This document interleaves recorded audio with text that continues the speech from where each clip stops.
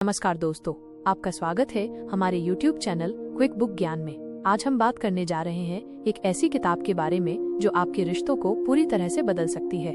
Man the relationship cure, लेखक doctor John Gottmann. रिश्ते हमारे जीवन की सबसे बड़ी ताकत होते हैं, लेकिन कभी कभी हम ये नहीं समझ पाते कि रिश्तों को मजबूत कैसे किया जाए, कैसे उनसे जुड़ाव बढ़ाया जाए। इस किताब में आपको मिलेगा आसान और प्रभावी तरीका अपने रिश्तों को खुशहाल बनाने का। अगर आप चाहते हैं कि आपको ऐसी ही जिंदगी बदलने वाली किताबों के सार मिलते रहें, तो हमारे चैनल क्विक बुक ज्ञान को सब्सक्राइब जरूर करें। चलिए शुरू करते हैं।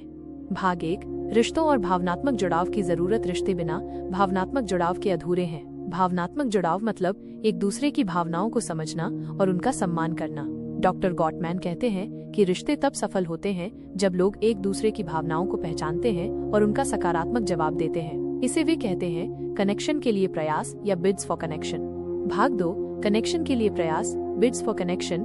रिश्तों की छोटी भाषा। बिड्स का मतलब है छोटे छोटे संकेत जो हम अपने साथी, दोस्तों या परिवार को देते हैं, जैसे एक प्यारी मुस्कान, हल्की सी बात या हाथ पकड़ना। अगर आप इन छोटे छोटे संकेतों का जवाब देते हैं तो रिश्ता मजबूत होता है। अगर इन्हें नजरअंदाज कर दिया जाए तो रिश्तों में दूरी आ जाती है। इसलिए छोटी छोटी बातों को समझना बेहद जरूरी है। भाग 3, बेहतर संवाद के लिए सक्रिय सुनवाई, एक्टिव लिसनिंग। सिर्फ बोलना ही संवाद नहीं है, सुनना भी उतना ही जरूरी है। सक्रिय सुनवाई का मतलब है पूरा ध्यान देकर किसी की बात सुनना, उसकी भावनाओं को समझना और सही प्रतिक्रिया देना। जब हम किसी की बात ध्यान से सुनते हैं तो सामने वाला खुद को महत्व मिला हुआ महसूस करता है। इससे रिश्तों में विश्वास बढ़ता है। भाग 4, अपनी और दूसरों की भावनाओं को समझना। हर इंसान चाहता है कि उसकी भावनाओं को समझा जाए। रिश्ते तभी अच्छे चलते हैं जब हम अपनी भावनाएं स्पष्ट रूप से बताएं और सामने वाले की भावनाओं का सम्मान करें। भावनात्मक जिम्मेदारी यानी अपनी गलतियां मानना और ये समझना कि हमारे व्यवहार का दूसरों पर क्या असर पड़ता है। भाग 5, रिश्तों में सुरक्षा और अपनापन कैसे बनाएं। रिश्ते में दोनों को ऐसा महसूस होना चाहिए कि वे बिना किसी डर के अपनी बात कह सकते हैं। यही भावनात्मक सुरक्षा रिश्तों की नींव होती है। छोटी छोटी बातों में अपनापन दिखाना जरूरी है, जैसे साथी या दोस्त की बात को गंभीरता से लेना, उसका समर्थन करना और अपनी भावनाओं को खुलकर व्यक्त करना।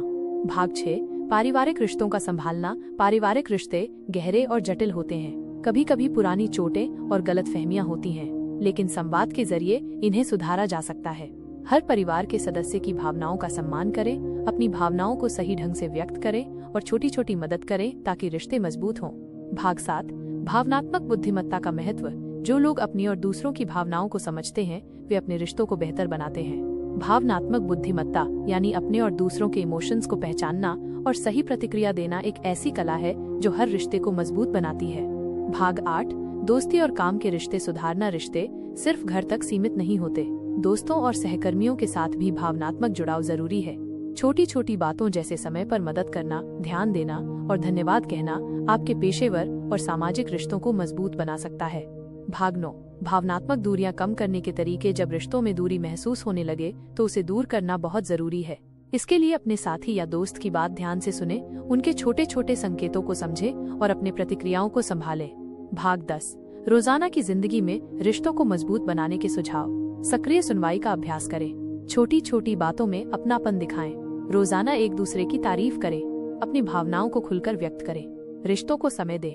अंतिम बात दोस्तों, द रिलेशनशिप क्योर हमें सिखाती है कि रिश्तों को बेहतर बनाने का असली राज छोटी छोटी बातों को समझने और उनके प्रति संवेदनशील होने में है।